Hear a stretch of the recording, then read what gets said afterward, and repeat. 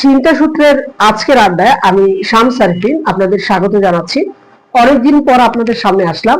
আজকে আমরা যে বিষয়টা নিয়ে কথা বলবো সেটা হচ্ছে এরকম যে সমাজের সব শ্রেণীর মানুষের কথা বলার অর্থ একই রকম নয়, ব্যক্তিভেদে ভিন্ন ধরনের অর্থ প্রকাশ করে এবং আমাদের সবাইকে একজনের মতামত আরেকজনকে যখন সামনে প্রকাশ করা হবে তখন তার প্রতি যথাবিহিত সম্মান প্রদর্শন পূর্বক নিজের মতামত প্রকাশ করতে হবে এবং এক্ষেত্রে আমাদের মাঝে প্রয়োজন হচ্ছে সহনশীলতা।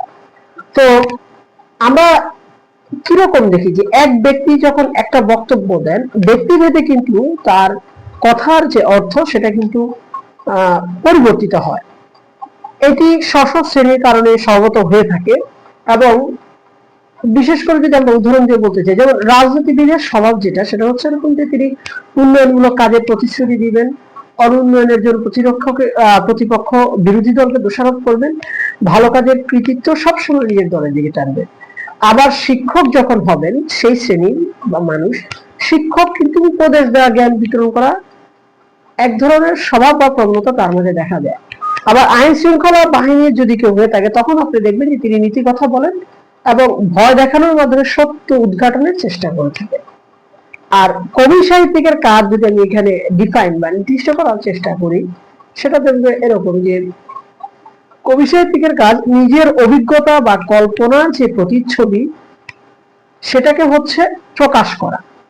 অভিজ্ঞতা এবং কল্পনার যে প্রতিচ্ছবি সেটা প্রকাশ করতে যান কবিরা, তখন যেটা হয় সেটা হচ্ছে যে তা হুবহু গ্রহণ করা যায়। অর্থাৎ শিক্ষকের কথা আপনি উপদেশ হিসেবে হুবহু শুনবেন না, বা আইন শৃঙ্খলা রক্ষা করা বাহিনী আপনি সব কথা সবসময় হুবহু শুনবেন না, এবং রাজনীতিবিদের কথা কিন্তু হুবহু শুনবেন না। কিন্তু কবি সাহিত্যিকদের কথা আপনারা হুবহু শুনতে চাইবেন, কিন্তু উপরের মানুষের অর্থাৎ আগে পুলিশ, রাজনীতিবিদ অথবা শিক্ষকের পেশার বা কথা বা বক্তব্যের ব্যাখ্যার প্রয়োজন হয় না, কিন্তু একজন কবি সাহিত্যিক বা শিল্প সাহিত্যিকের যে বক্তব্য সেটা বুঝতে কিন্তু আমাদের ব্যাখ্যা বিশ্লেষণের প্রয়োজন আছে। আর তার কথার কিন্তু ভাব অর্থ আমাদের নিতে হয়, এবং যদি ভাব অর্থ আমরা না নেই এবং হুবহু যদি নিতে যাই তাহলে কিন্তু এক ধরনের বিপত্তির সৃষ্টি হয়। আর আমাদের সমাজে যদি আমাদের চলতে হয় তাহলে আমাদের এই বিষয়গুলো মনে রেখেই সমাজে চলতে হবে। কাউকে কাউকে গুরুত্ব দিতে হয় একটু বেশি, আবার কাউকে কাউকে চলনসই মানের গুরুত্ব দিলে আমাদের হয়ে যায়। একই সমাজের একই শ্রেণীর সব মানুষ সব রকম চরিত্র এবং স্বভাব বা মর্জির অধিকারী হবেন না, এবং হতে হবে এর জন্য কোনো শর্ত নেই। একই শ্রেণীর পেশার মানুষের মধ্যে কেউ এমন একজন হতে পারেন যে প্রাজ্ঞ জ্ঞানী, আবার এমন একজন হতে পারে যে তিনি কিছুটা কম জ্ঞানী বলবো না, ঠিক কিছুটা মূর্খ বলা যায়। আবার আরেকজন হতে পারেন যে তিনি মধ্যম মানের জ্ঞানের অধিকারী। কেউ হতে পারেন কোন বিষয়ে চূড়ান্ত ভাবে চরমপন্থী, একরোখা এবং গোয়ার। আবার কেউ হতে পারেন অপেক্ষাকৃত উদারপন্থী, প্রগতিশীল মননের অধিকারী, অন্যের মতামত শুনতে তিনি আগ্রহী। এক্ষেত্রে উদারপন্থী বা যারা নমনীয়, আমরা যাতে বলি নমনীয় চরিত্রের ব্যক্তিদের মধ্যে কিন্তু কোনো সমস্যা দেখা যায় না। তাদের কাছে প্রশংসা যেমন তারা গ্রহণ করতে জানে, তেমনি তীব্র সমালোচনাও তারা কিন্তু হজম করতে জানে। কোন রকম নেতিবাচক প্রক্রিয়া তারা দেখায় না এই তাদের কাজে যখন তীব্র সমালোচনা করা হয়, এবং তারা প্রতিক্রিয়া জানান। একেবারে যে কিছু বলেন না তা না, কিন্তু প্রতিক্রিয়া জানে, কিন্তু এই প্রতিক্রিয়ায় যদি যৌক্তিক কোনো ত্রুটি থেকে থাকে সেটা গ্রহণ করার একটা মন মানসিকতা থাকে, এবং উপরন্তু প্রকৃত বিষয় শেখার তাদের এক ধরনের স্পৃহাও থাকে। কিন্তু একরক্ষী গোয়ার প্রকৃতির মানুষ যে সময় মানে আমরা দেখবো অনেক সমাজে বা অনেক ক্ষেত্রে যারা আছেন তারা কোনো যুক্তি মানে না, এবং কোনো হিতোপদেশ আপনি যদি দিতে চান সেটা সে শুনবে না, এবং তারা তাদের স্ট্যান্ড পয়েন্টকেই চূড়ান্ত মাত্রায় তারা মনে করে যে এটা যৌক্তিক হিসেবে তারা মনে করে, এবং তারা অতীতের দৃষ্টান্ত গ্রহণ করতে চায় না এই ধরনের গোয়ার লোকজন, এবং বর্তমানকে পক্ষপাতমূলক ভাবে এবং ভবিষ্যৎকে দেখে নিজের মতো করে, এবং তাদের কাছে নিজের কাঠামোর বাইরে যে যুক্তি সেই যুক্তিটা কিন্তু মানে অসহনীয় অনেক ক্ষেত্রে বলা যায়।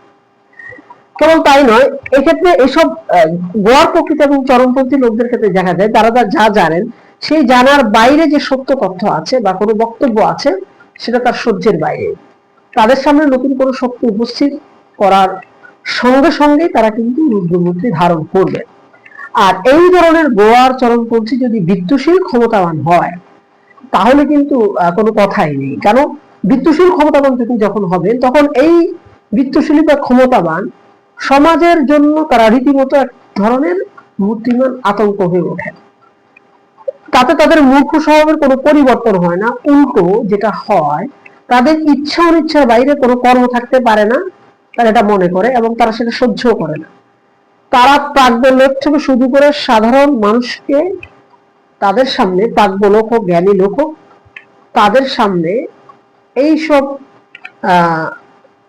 বিত্তবান ক্ষমতাবান অহংকারী লোকজন সামনে যে আপনি প্রাজ্ঞ হন অথবা আপনি জ্ঞানী হন, আপনাকে অত্যন্ত সতর্কতার সঙ্গে চলতে হবে। এবং গোয়ার মূর্খ শ্রেণীর এই লোকদের সাথে কিন্তু আপনি পারতপক্ষে তর্কে না জড়ানো ভালো। কারণ মূর্খকে মূর্খ বলতে নেই এবং অর্ধ মূর্খকেও মূর্খ বলতে নেই। কারণ এতে করে আপনি কিন্তু তাদের যে মূর্খতার যে স্বভাব, সেই স্বভাব কিন্তু আপনি কোনোভাবেই পরিবর্তন করতে পারবে না। উল্টো প্রাজ্ঞ বা জ্ঞানী লোককে মূর্খের পর্যায়ে নিয়ে আসবে এবং তার ব্যক্তিত্বে আঘাত করার চেষ্টা করবে। তাদের স্বভাব আপনি দেখবেন এমন যে শিল্প, সাহিত্য, জ্ঞান, বিজ্ঞান, দর্শন, ধর্ম, রাজনীতি এই সব জায়গার মহামুনিদের যে জ্ঞান তার চেয়েও তারা বেশি জানেন। এই অল্প জানা এক প্রকার চরমপন্থী লোকদের কোনোভাবে বোঝানো সম্ভব নয় এবং তাদের এড়িয়ে চলতে হয়। এবং আমরা দেখি যে শিল্প, সাহিত্য এবং বুদ্ধিবৃত্তিক জগতে বাংলাদেশে এদের বিচরণ অনেক ক্ষেত্রে বেড়েছে।